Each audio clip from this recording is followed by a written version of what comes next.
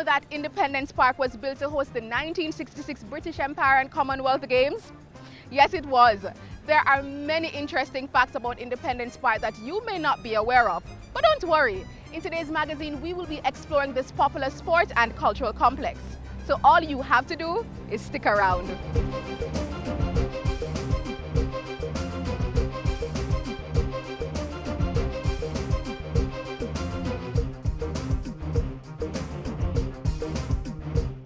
We have championed e-learning in Jamaica, provided state-of-the-art technology in over 200 educational institutions, developed materials for CSEC, piloted the Tablets in Schools project in 38 schools, including infant and primary, and trained thousands of teachers in technology integration. We are eLearning Jamaica Company Limited, ELJAM, an agency of the Ministry of Science, Energy and Technology. Visit our website, www.elearnja.org.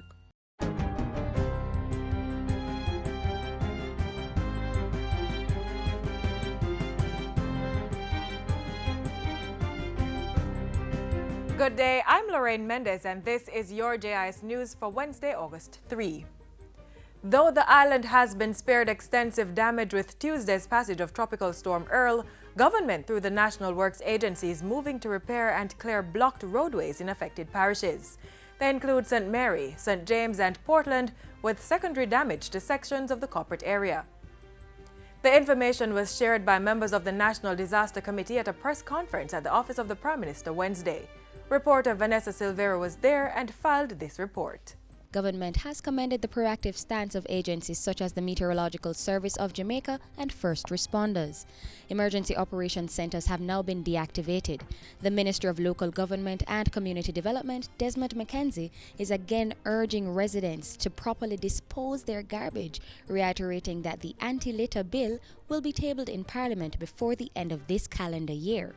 We can clean the gullies until we are advised to clean no more. We can clean the drains until we all fall down cleaning the drains. But until people have a greater appreciation and understanding that if they continue to throw their garbage and other waste in the gully, we will always be speaking about what is it we intend to do until we start to see some people going to jail. Reporting for JIS News, I am Vanessa Silvera. In other news, plans are far advanced for the Ministry of Justice to train and equip at least 1,000 persons per month to identify incidences of human trafficking. In making the disclosure, Justice Minister Delroy Chuck said the training is expected to be consistent over the next 12 to 15 months. The idea is to bring in teachers, pastors, JPs, other community stakeholders to inform, train, and alert them as to many of the problems within our country. We're hoping that they will at least be able to inform the police of some of the possibility. Minister Chuck was speaking recently at a function staged by the National Task Force Against Trafficking in Persons and the United Nations Development Program UNDP. The Justice Minister also received a Trafficking in Persons toolkit, which he says will continue government's work, which has already seen the punishment of 3 persons for the dastardly act. I have no doubt that we will overcome this problem. We are determined as a government and definitely in our ministry to remove the problems, should I say, the pain and agony that the victims must suffer who have to endure the abuse and the forced labor and the sexual exploitation that these human traffickers engage in. The Minister of State in the National Security Ministry, meanwhile, recommitted the ministry to working closely with its partners and Jamaicans to fight against trafficking in persons. I encourage all of us as citizens of Jamaica to become more aware of the issues related to the trafficking in persons and to play our part in ridding the country and the world of this evil practice. It has no place in a modern world or a civilized Jamaica. The St. Catherine Parish Council is poised to receive additional funds to upgrade its facilities, including the Spanish Town Infirmary and the working areas for staff. Portfolio Minister Desmond McKenzie gave the assurance while on tour of Parish Council buildings Friday. I am committed to give that support to the St. Catherine Parish Council to improve the conditions under which people who has fallen on hard times, who have to stay in places such as the infirmary, who need the best care. Money to support the improvements will be garnered from the Equalization Fund. During the tour, Minister McKenzie praised the Parish Council for its maintenance of the infirmary and the upgrades that have already been undertaken. Among them, the installation of solar panels to power the female ward and laundry. The improvements have seen energy costs go from $500,000 to $60,000 per month. The state is endorsing Environmental Impact Assessment EIA regulations that will introduce a licensing or certification regime for consultants. This, the Minister without portfolio in the Ministry of Economic Growth and Job Creation says will bring greater levels of control over their operations. The government is committed to sound environmental governance and the environmental rule of law, and as such is dedicated to providing the environmental and planning regulators with the necessary support and resources to get that job done. Minister Darrell Vaz was addressing the opening session of a two-day conference put on by the IDB's Environmental Safeguards Unit. And finally, emancipation and independence activities which were postponed due to the passage of Tropical Storm Earl are now back on. In a release, Portfolio Minister Olivia Grange said the Independence Village at the Ranny Williams Entertainment Center has reopened until Sunday, August 7. She says tickets purchased are still valid. While the village is free to the public from noon until 5 p.m., the nightly activities that start at 8 p.m. will incur a cost. Mellow-Go-Round is scheduled for Wednesday, the Reggae Dance Championship is on Thursday, and on Friday the center will host Reggae to Rio. Grand Gala is scheduled for 6 p.m. on Saturday at the National Stadium. Then it's back to the Independence Village on August 7 for the crowning of the Miss Jamaica Festival Queen. The pre-sold price offer for the coronation will be extended until 4 p.m. Sunday. While festival bandwagon and other activities have resumed today, the Fashion Greets music show has been cancelled and the Auntie Rochi Festival has been merged with celebrations planned for September 7, the anniversary of the birth of Miss Lou. And that's it for JIS News today. I'm Lorraine Mendez. Thank you for watching.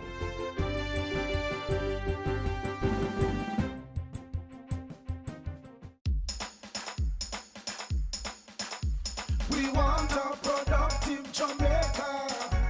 We are not productive Jamaicans. Productivity to move forward on this land. Productivity, that's the way to go, we should understand. Productivity is the way to go for all us Jamaicans. Small business, big business, old and young, we are tell every woman and man. We want growth and prosperity for a better nation with a building plan. So we can build our product and sell our product and put more money in our hand. Our economy can rise to a level and build a better nation. Productivity to move forward on this land. Productivity, that's the way to go, we should understand. Productivity to move forward on this land. Productivity, that's the way to go, we should understand. Productivity. Productivity, Pathway to Prosperity. A message brought to you by the Jamaica Productivity Center, a department of the Ministry of Labor and Social Security. Another interesting fact about Independence Park is that it was built in 1962, the same year we gained our political independence. I suppose that explains its name.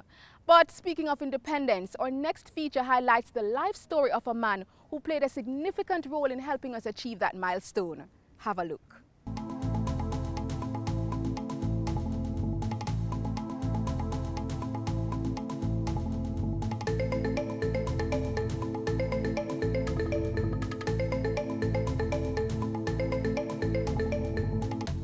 One thing I want people to understand about Paul Bogle. Paul Bogle was the richest black man inside of Jamaica in 1865. He owned 503 acres of land.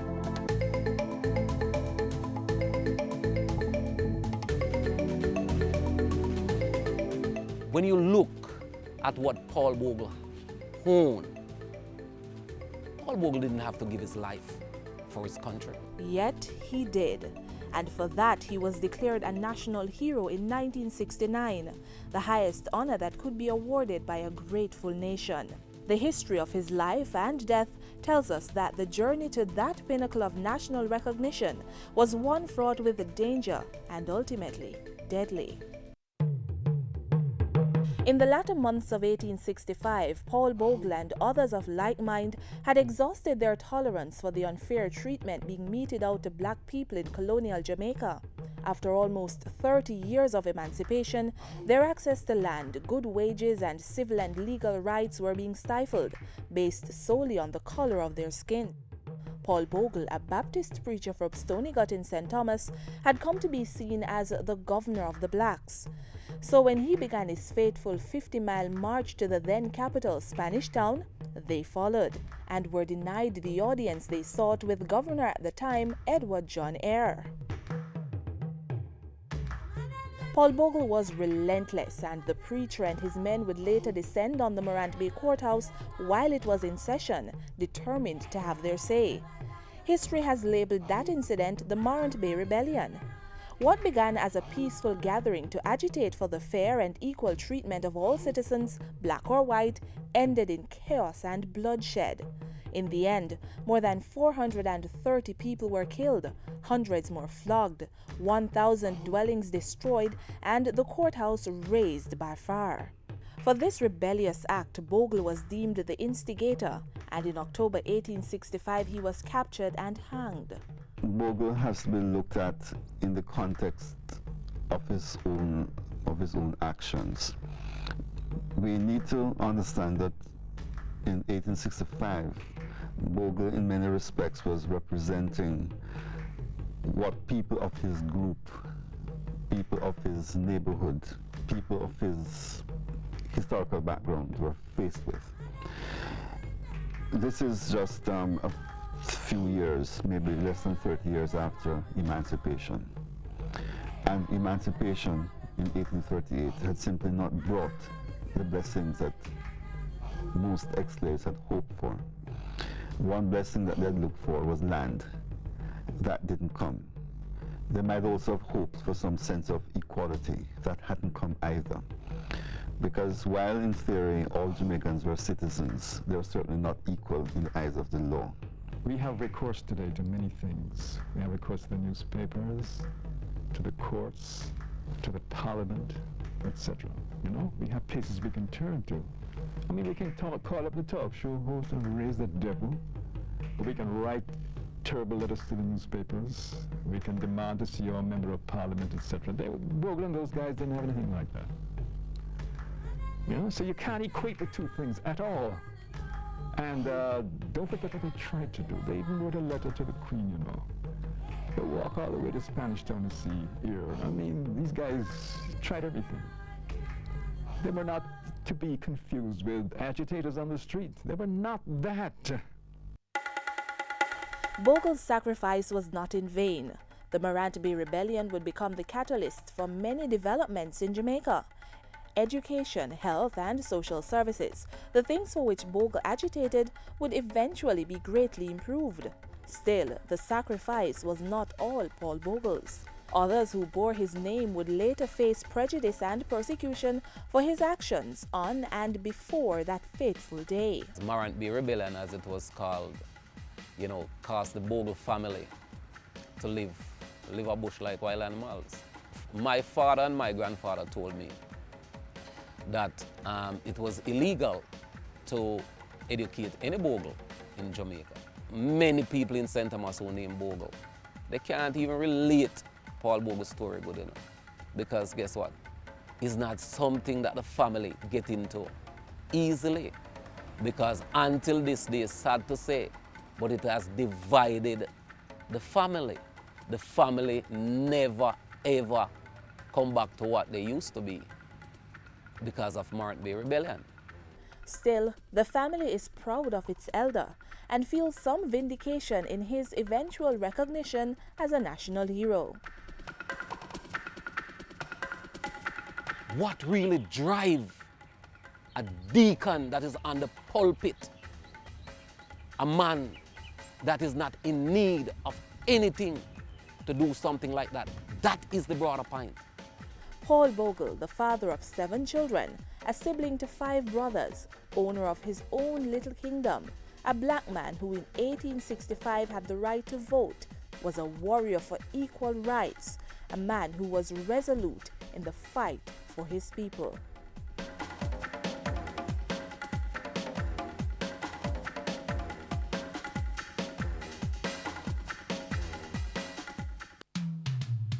We said nowhere like Jamaica as we get together and feel all right at the Independence Village Randy Williams Entertainment Center, August 1 to 6. Come enjoy food court, live performances, display, rides and attractions. Kiddies Village free from noon to 5 p.m. daily with paid night entertainment. Come play a game of domino, bingo and lots more. See the best of Jamaica's culture and display as we celebrate Jamaica 54.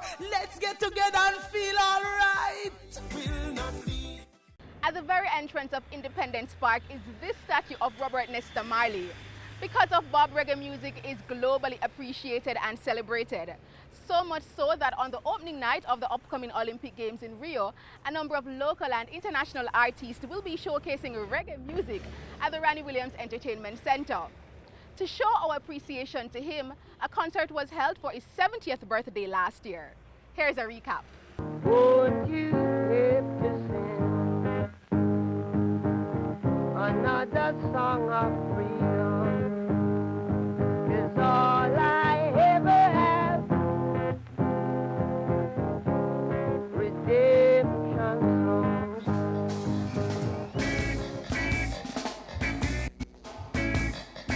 Let me hear you. Why yo? Why yo? Why yo? Why yo?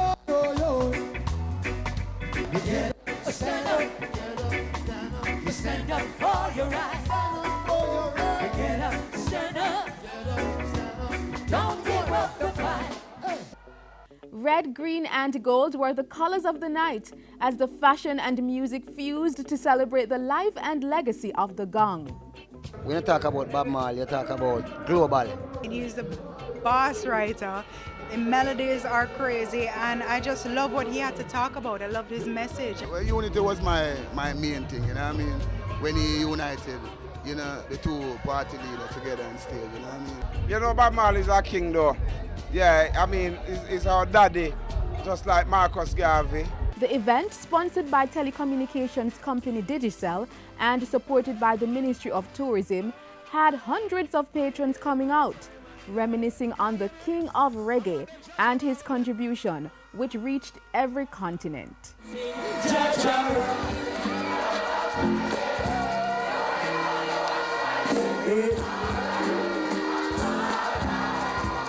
Through his music, Bob was able to strengthen the consciousness of black people, even as he spread the message of love and unity among all peoples and races in a message of equality that transcended borders and time.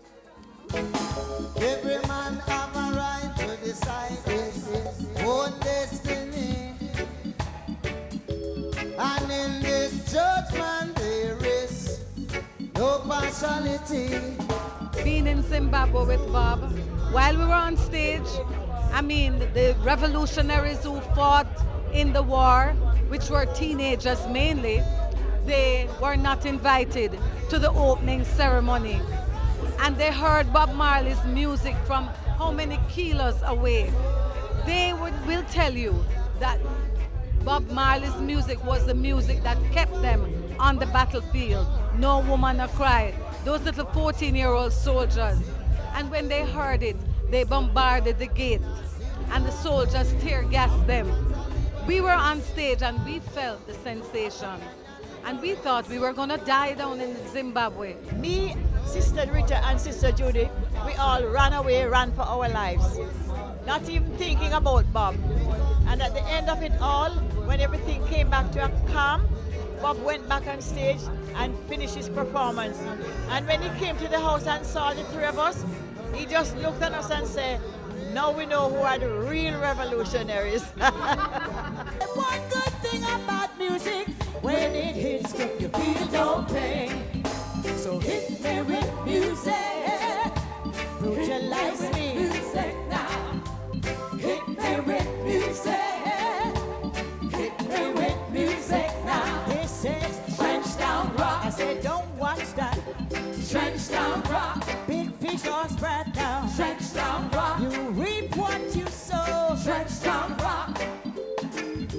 My interaction with Bob, I can say, is pretty much more than most people in the industry, because when I went to Studio One at the age of 7, Bob was there, and so I knew Bob, Sister Rita, Sister Marcia, Bonnie, Peter. I knew all of them since I was 7. So Bob used to call me Little Freddy, and that's what he continued to call me until he passed. And even as we celebrate and laud Bob as an entertainer, his children who bear his heritage and continue his legacy in music and business note how as a father he has shaped them. Music is something he poured his soul into.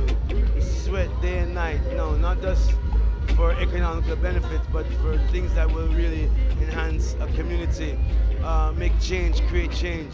And to see that that's still relevant because of what he started, his purpose of what he started, it's resonating even 60 years after and 70 years later, from birth till when he started out, at 16 years old,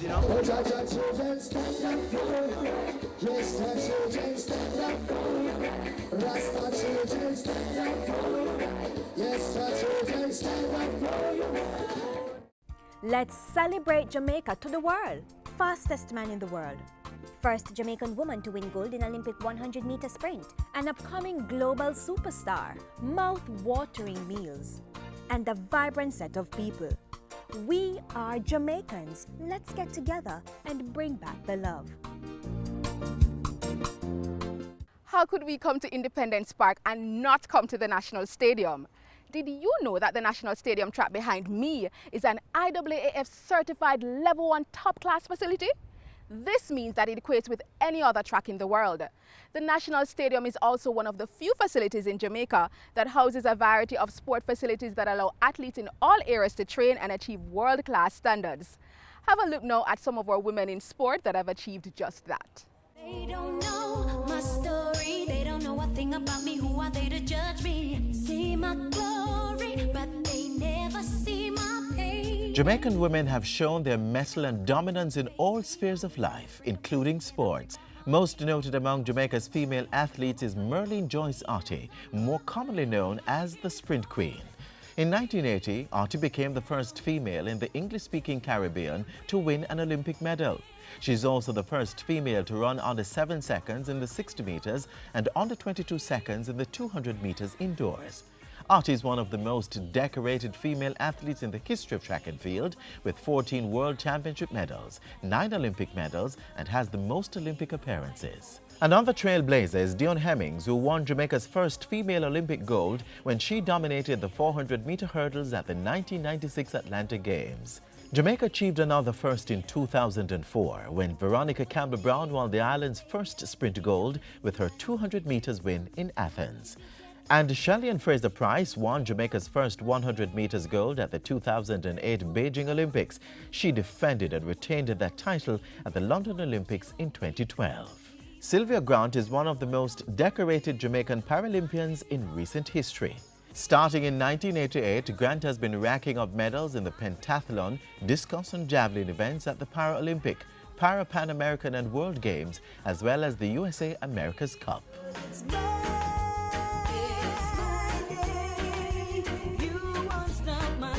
In the pool, Jamaica's Aaliyah Atkinson became the first black woman to win a world swimming title. She copped gold in the 100-meter breaststroke at the 2014 Short Course World Championships in Doha. On the pitch, Stephanie Taylor created history in 2013 when she became the first person to be atop the International Cricket Council ICC's batting and bowling ranks simultaneously. Taylor is also the first West Indian cricketer to win the ICC Women's Cricketer of the Year award. And sport administrator Molly Rohn is the first and only Jamaican to head an international sporting body. Rohn has led the International Federation of Netball Associations since 2003. Jamaican women leading the way in sports. We no longer like Jamaica. Get your tickets early for the 2016 staging of Grand Gala at the National Stadium on August 6. Tickets will be available from Friday, July 29 at Tasty Crossroads and Tasty Portmore, and from August 1 to 5 at Independence Village, Ranny Williams Entertainment Center. Let's get together and feel all right. We no longer wear like Jamaica.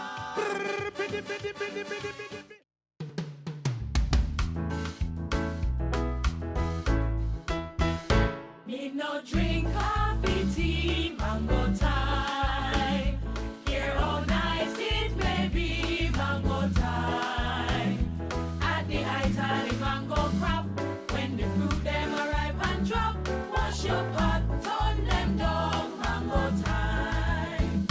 Make we go a mango walk, mango time. Paris only the top, mango time. Make me jump on the big job cars, riding down on the top of us. Make the best of the crop, mango time. Make the best of the crop, mango time. Carry me aki go all instant market. Carry me aki go all instant market. Carry me aki go all instant. Carry me aki go all instant market. Not a what he would sell. Carry me aki go all instant market. Not a what he would sell. Lord, what a night that a what a Saturday night. Lord, what a night that a what a Saturday night. What a Saturday night. Everybody come feel up where them woman no bring.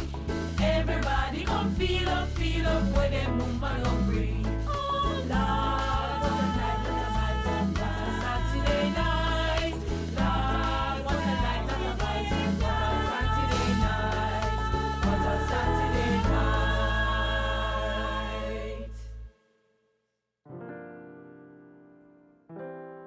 Evening time, work is over, now is evening time. We dey walk on mountain, dey walk on mountain, dey walk on mountain side. Make we cook, we bake up on the way.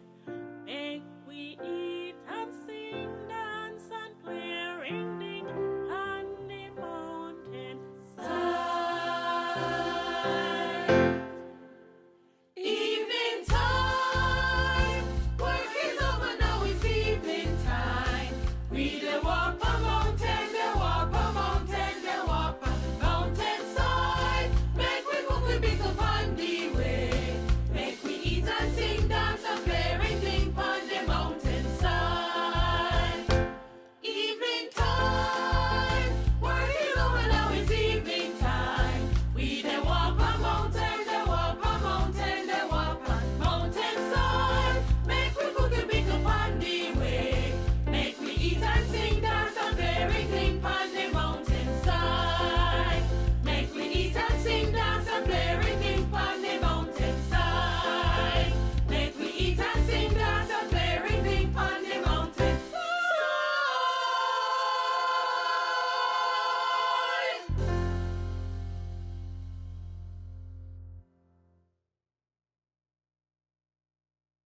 This is where our tour ends today. I hope you are jotting down some notes.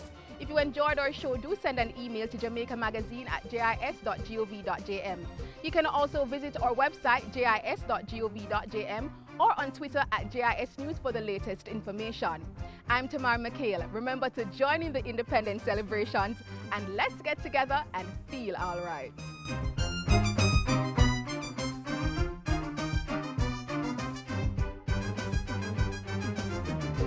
This has been a production of the Jamaica Information Service, the voice of Jamaica.